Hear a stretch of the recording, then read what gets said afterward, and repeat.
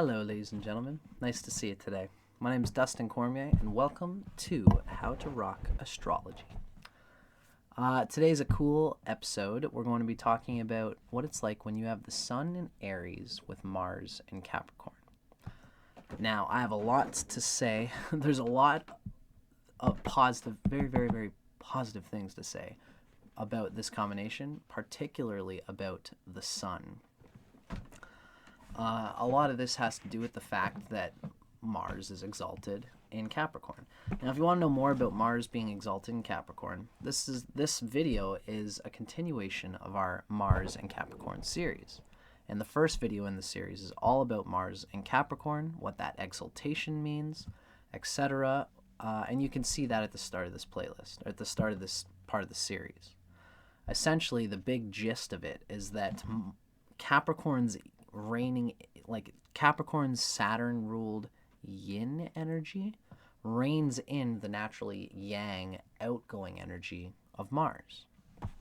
Mars is a very impulsive, outgoing, desirous, ambitious energy. It wants to be used ambitiously, constructively, and it actually wants to achieve. Mars wants to feel the satisfaction of having achieved, of achieving. It wants to see it, feel it, see that it's done and can move on to the next thing.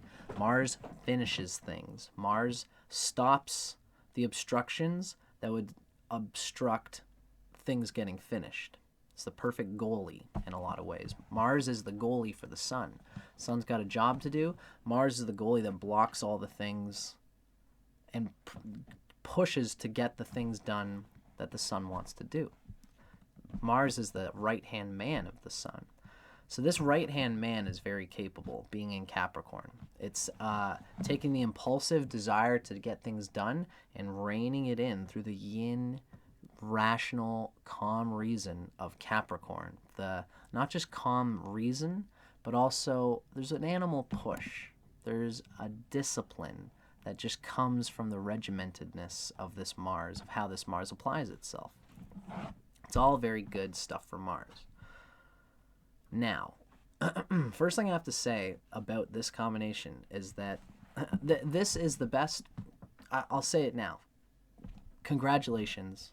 This is the best combination of Sun and Mars by sign, and really by aspect also, that you could really hope for. Now, this ultimately, it always kind of depends finally on your rising sign to define like the best combination of Sun and Mars. But purely by sign, by dignity, by placement, there's a lot of great to be talked about with this combination. Obviously, the first most obvious one being that the Sun and Mars are both in their exaltation points here. Sun is exalted in Aries.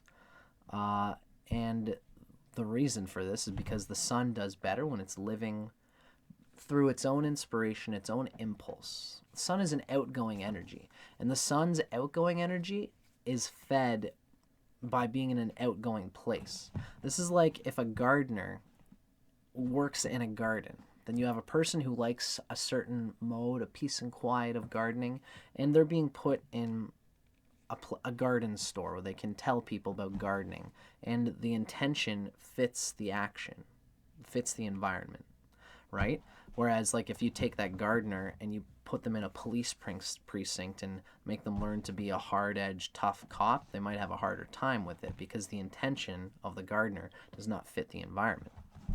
Now, here we have, like, a martial artist, like a disciplined watchdog of the Sun in Aries, a martial, a physically vital person, the Sun, in a vital place, in something that brings out vitality. Now, it doesn't mean you need to be a cop or anything like that, but whatever you do, you are probably going to put yourself in something. You could be that gardener. There's probably lots of gardeners who have the Sun in Aries.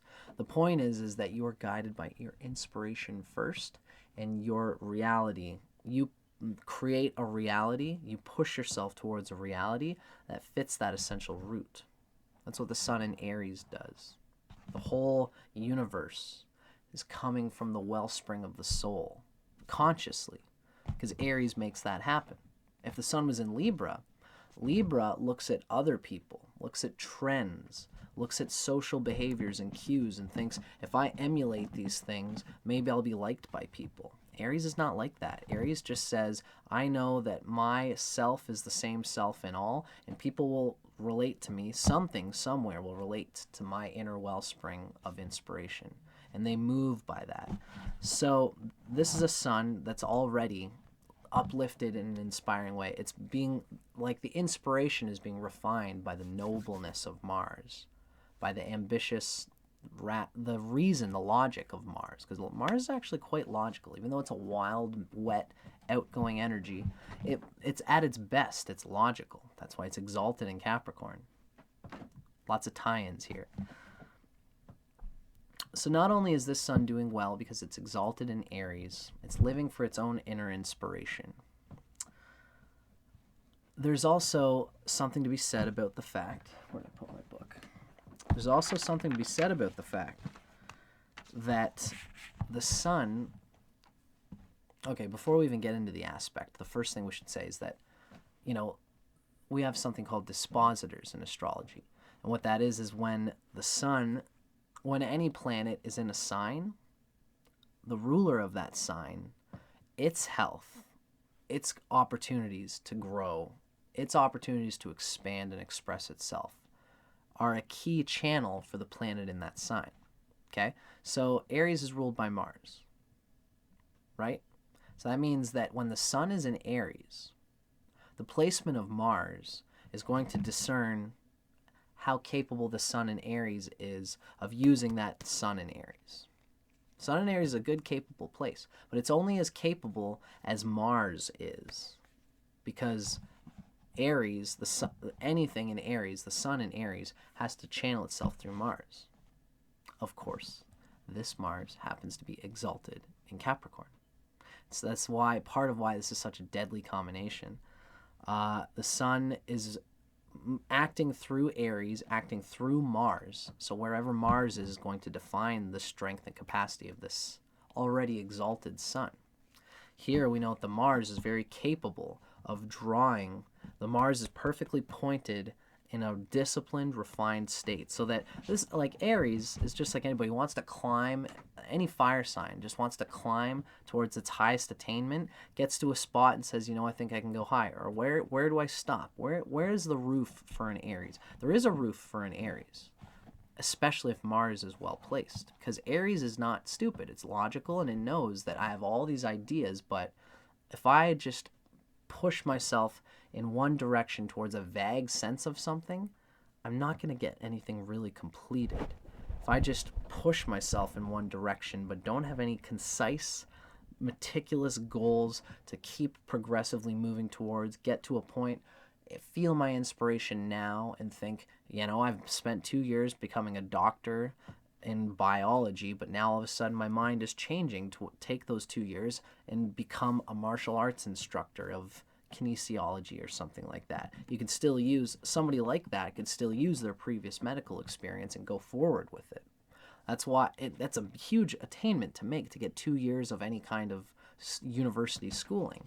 So this person knows that they can cut it off. I've made this progress. It's not a waste, but I do need to change it. Nothing's ever a waste for an Aries. So then they take what they've done, can constrict themselves to put it somewhere that better fits their nature as it progresses. It's the Mars in Capricorn that makes progress along the way, no matter what. So that nothing is ever a waste of time per se. Anybody can have wastes of time in love and whatever else, but no matter what you do, the Mars in Capricorn is very capable of attaining whatever little inspirations the sun is constantly moving constructively towards.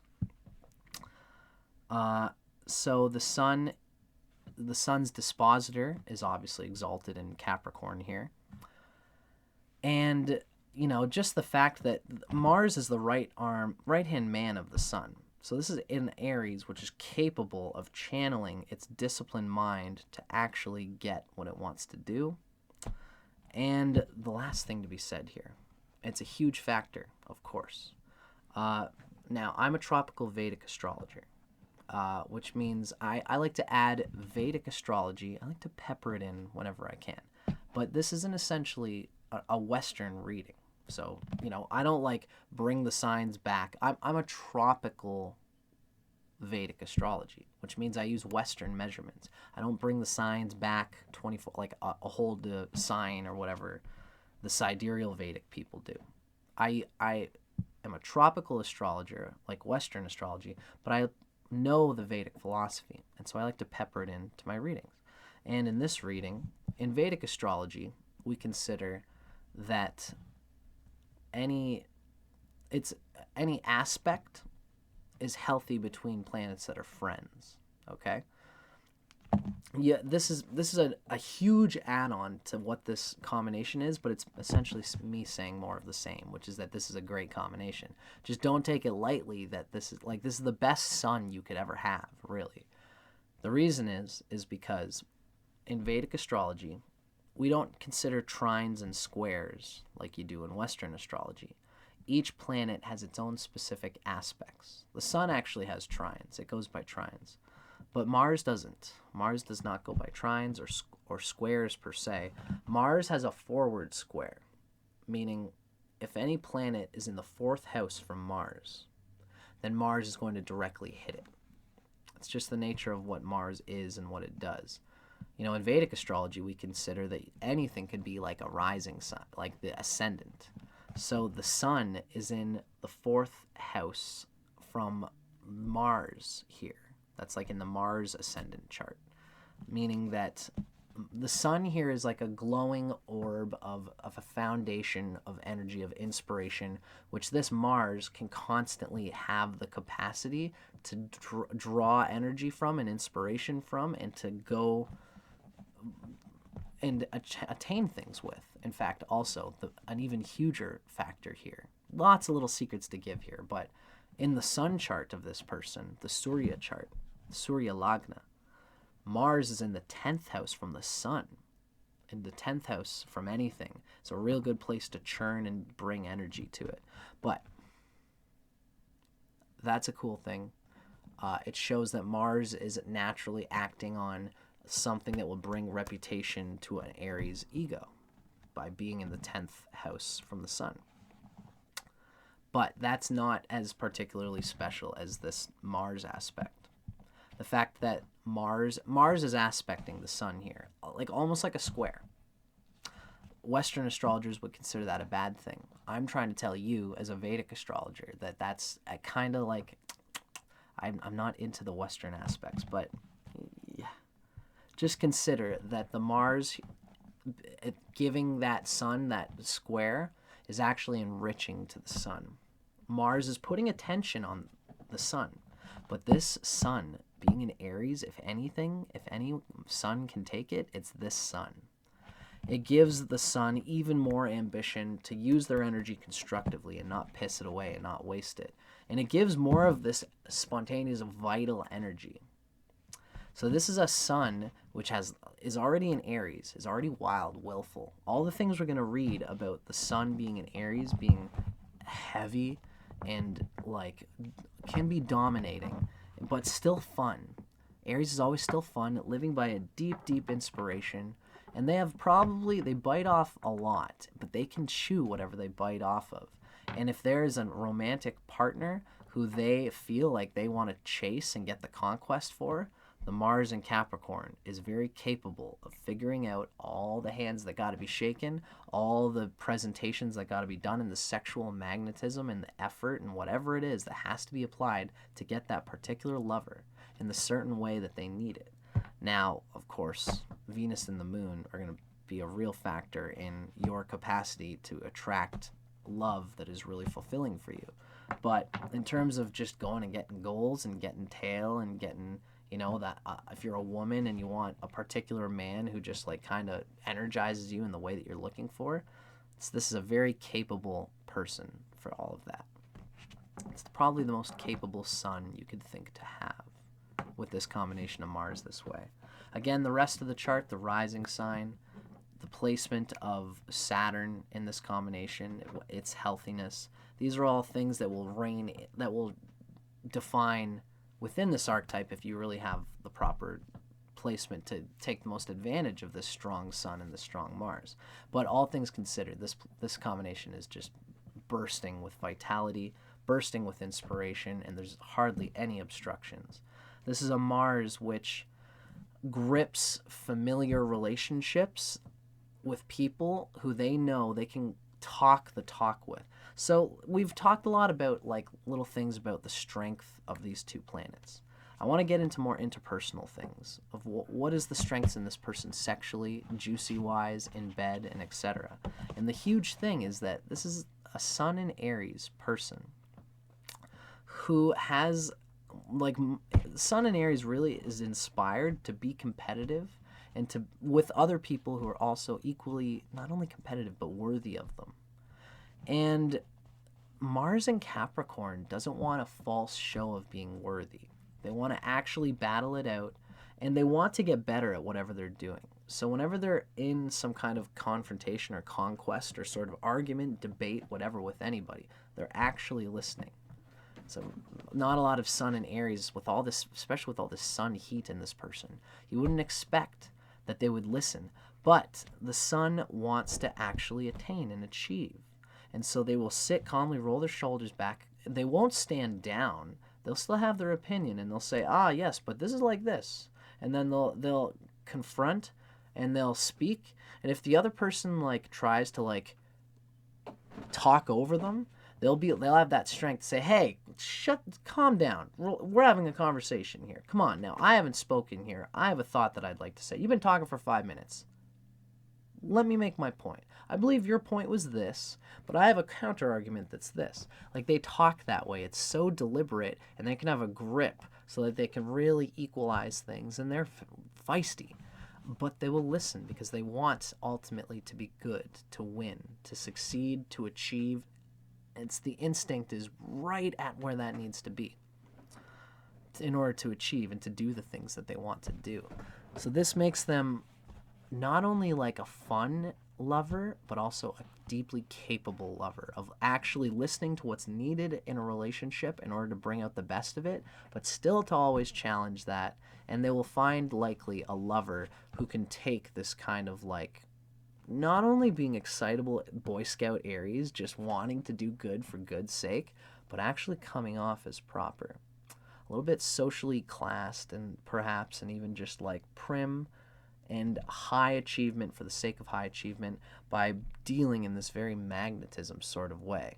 You know, by getting hot in the way that Aries can and getting this animal energy out, but the whole time there's a gaze. It's the Capricorn magnetism hidden within that is there, that is in control, that is not letting go of their firm grip on the satisfaction that they're trying to employ and to enjoy between the two of them. To be a capable lover, to be a discerned lover who can channel their energy into the proper ways and ventilate it so it doesn't just become this like quick fucking go sort of thing. They want to enjoy the graceful art of whatever they're doing for its own sake. They're inspired to, especially because of that Martian, passionate, sexual energy is in aspect to the Sun. So there's a lot of juiciness here, and that juiciness can be channeled properly through the Mars in Capricorn. That's basically the main gist of what's being said here. So I've already spoken a lot to this combination and how it sort of acts. I want to have a quick little word on some of the turn-ons and turn-offs of Sun and Aries. And then we're going to have a combined reading of the Mars in Capricorn. What does Mars in Capricorn bring to Sun in Aries? For now, I'm just saying a few things about Sun in Aries. This comes from Erotic Astrology by Phyllis Vega. We know about Aries that they are doers and not dreamers. The Aries' fantasies, if they do have any, they all take place inside their heads, and they don't seem like fantasies to you. Your tendency to dramatize your life and envision yourself as a mythological hero is not play acting. It's an integral part of who you are. So sexy role-playing games hold less appeal for you. This can be a very BDSM-oriented person, or a person who's willing to play sub or dominant roles. Not necessarily dominant, you know, if you're like a woman or if you're someone who identifies with a woman and kind of gets off on the chase or on being like chased on, you know, like this sort of come hither and like, ooh, like who, me? And like, I mean, it's not even like a who, me thing. It's like, you know that you're the sexy one that's getting chased after, but you keep like finding ways to draw it out while still keeping it hot and still keeping it there and then enjoying it. This is, you know, you can do the subby passive thing too, but you'll do it well no matter what. If you're a dominant person or if you're a submissive person, this is a person who can cater to the role well. And what I like to say about this combination is that you won't play the role, you'll probably be the role and actually be that thing that you're embodying, which is part of the reason that this type of person is so just, ugh. You know, there are other signs like Pisces or like Virgo who will listen and go, oh, you like a passive person, huh? Oh, cool, I can be passive and I can play on that. And then you can see that the Virgoan consciousness is like playing into that character. Aries is real from the start, wearing its heart in its sleeve, and it says, no, I'm actually not passive at all. I'm fucking full top, baby. You want to play this game? It's all top. And then, like, you know, like, they'll be, and that's not to say that you can't be a listener or receptive. You know, this can make a tantric energy, but you'll genuinely be whatever role that you end up applying in all the different lovemaking styles that you roll with.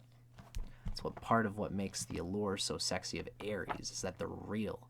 But the Mars and Capricorn here can employ whatever it is functionally, practically, to its best regard with a grip, you know, so that if you're a dominating person, you won't lose sense of that domination. Or even like if you're a switch, like I'm a bisexual switch sort of personality, and I like to switch them both while I'm playing, you know, and this could be a person who could do that, see where it's going, and then employ it hard and true and real and mix it up. No matter what you do, it's going to come from a genuine identity in it, in that moment, through the Sun in Aries, a real experience of it. But the Mars in Capricorn always has a firm grip on what it is, on what the directive is. Seeing, this is what I am right now, and that's what you are. All right, we're moving in this one. Oh, you're changing? All right, I'll change with you, or I'll stay what I am.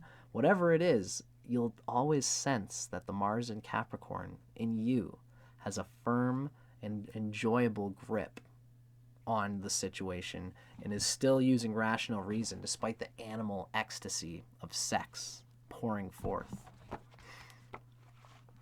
I just get excited talking about this combination. It's really a good one. I've never met somebody with this combination. I would love to.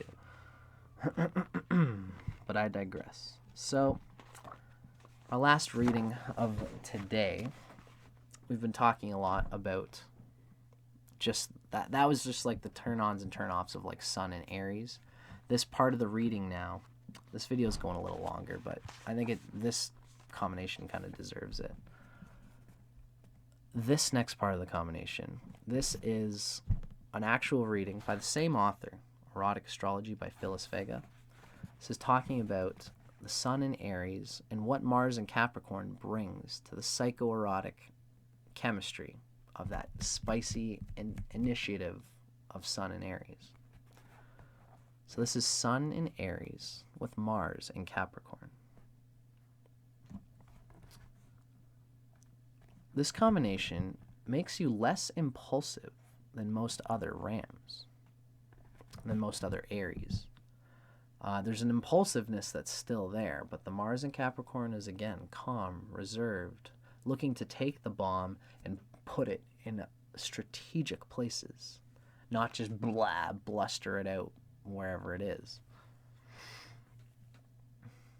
Although strongly sexed and sensual, you're quite capable of controlling and directing your passions. Despite your reserve, you're a romantic idealist and a lot lustier than your outer demeanor suggests. The Mars in Capricorn, careful control. You may have some difficulty expressing your emotions, but you have no such problem with your libido and your raw animal passion and magnetism. ultimately, if you have a strong Venus and moon, or Venus or moon, or if they're well aspecting this sun or this Mars, then you will still have a fine grip on your emotions as well as all of this libidinal control. You relish the chase, and behind closed doors, you make an exciting, ardent, and adventurous lover. It's the behind closed doors thing. This has to do with the fact that Mars in Capricorn is kind of the presentation that this person puts across, the capability, the communication style that comes through. It's the sun in Aries that's within that finally is like, gets opened up and excited when that door is allowed to be opened up. You take your time, therefore, in choosing a partner, a life partner in particular. But once you make the commitment, you do everything possible to secure the relationship. Because the sun in Aries is a good Boy Scout and a good Girl Scout. And the Mars in Capricorn wants to have familiar, again, there's a logic to them. There's a functional psychology that wants to also deal with an equally competent lover and wants to be competent. And so that's why you do eventually, once you want to commit to someone who's looking like a real, they don't have to necessarily be competent per se. You can get yourself a nice person who's soft and hearted and doesn't necessarily need to be just like you. But you will, the Mars in Capricorn here will hope for somebody who can take the firm resolutions that you decide to take in your relationship. If you have a good Venus and moon, you'll attract a lover who can do that without getting walked on. You could easily walk over your lover and kind of stomp on their dignity if you, having this combination, don't take the time and consider the importance of listening to your lover, communicating with them, hearing where they are, hearing where they want to be. But ultimately, you're very capable of all that, and also very capable of hearing your lover out, because you consider it important to your ambition. That's really where this combination is coming from. And your ambition is kind of really all like first in a lot of ways with both of these signs the way they are. It's logical, rational reason. But if your lover can tell you through logical, rational, and reason and pushiness and equal assertiveness that they have something to communicate that you need to hear that would make your life better, you'll always listen. And if your lover understands that for you, you might not even ever have trouble communicating. Communication's really, again, it's more of a Venus and moon thing in any case, but I digress. Still a bombastic, the most bombastic combination. So congratulations. I hope you enjoyed that. There's a lot to be said about the sun in particular, like I said, but I hope you guys enjoyed the whole interpersonal, sexual, juicy part of this thing as well. Yeah, I'm Dustin Cormier for How to Rock Astrology. Let me know in the comments if you dug that, if you dug this video, if you liked it. Feel free to like it. And yeah, if you do enjoy me doing these things, feel free to subscribe too, because I've got all sorts of stuff always coming out on my channel. Eventually, I'm going to be doing Moon and Venus combinations as well, so stay tuned for that. I'm Dustin Cormier for How to Rock Astrology. Thanks for watching, folks. And I'll see you guys on the flip side. Take care.